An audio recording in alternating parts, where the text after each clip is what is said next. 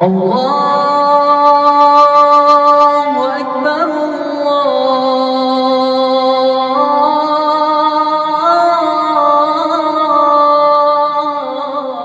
اکبر۔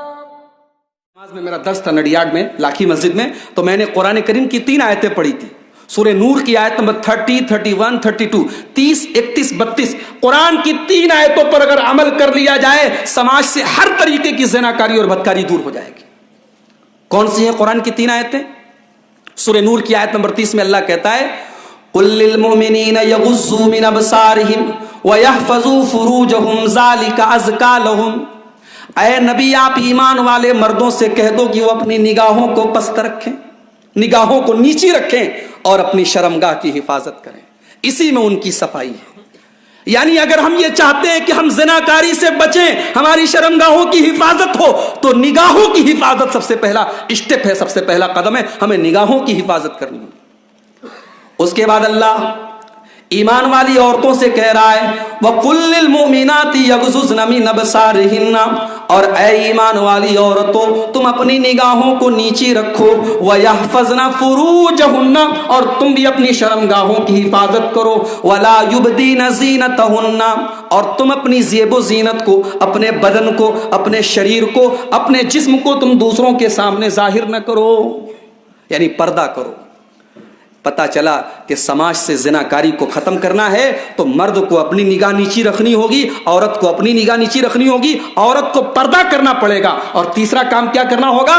آیت نمبر 32 میں اللہ فرماتا ہے سورہ نور کی وَأَنكِحُوا الْأَيَامَ مِنكُمْ وَالصَّالِحِينَ مِنْ عِبَادِكُمْ وَإِمَائِكُمْ، شادی کی عمر ہو جائے تو لڑکا لڑکی کی شادی کر دی جائے، شادی میں لیٹ نہ کیا جائے، شادی کو رسم و رواج سے بھاری بھرکم نہ بنایا جائے، شادی کو ہلکا اور آسان کر کے صحیح عمر میں شادی کر دی جائے۔ اگر یہ تینوں آیتوں پر، ان تینوں آیتوں پر میرے بھائیوں اگر عمل ہم شروع کر دیں تو یقیناً سماج سے زناکاری اور بدکاری ختم ہو سکتی ہے۔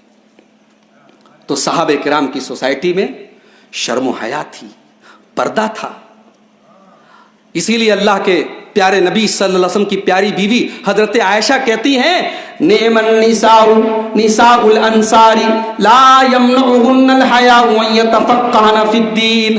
انصار کی عورتیں بڑی شرمیلی ہوتی تھی، بڑی حیا والی ہوتی تھی، مگر دین کا مسئلہ آتا تھا، دین کی باتیں نبی سے پوچھنے کے لیے آتی تھی تو شرم حیا بھول جاتی تھی، یعنی دین کے معاملے میں شرم نہیں شرماتی تھی۔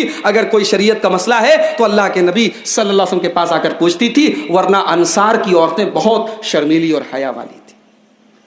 آج مجھے معاف کیجئے میری پیاری ماؤں بہنوں میرے بھائیوں، آج ہمارے سماج سے وہ حیا رخصت ہو گئی، نہ مردوں کے اندر حیا ہے نہ عورتوں کے اندر حیا ہے۔ اور جس سماج میں بے حیائی آ جائے، جس سماج میں عریانیت آ جائے، جس سماج میں ولگیرٹی آ جائے، اس سماج میں پھر بدکاری پھیلتی ہے۔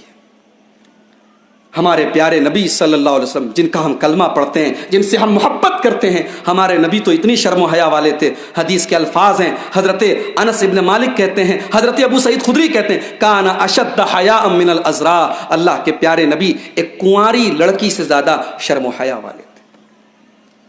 اللہ اس پردے کو، اس شرم و حیا کو جو صحابہ کرام کے سماج میں تھی، اللہ تبارک و تعالی یہی ہے نقیبان امت جنہوں نے جوانوں کو جنت کا رستہ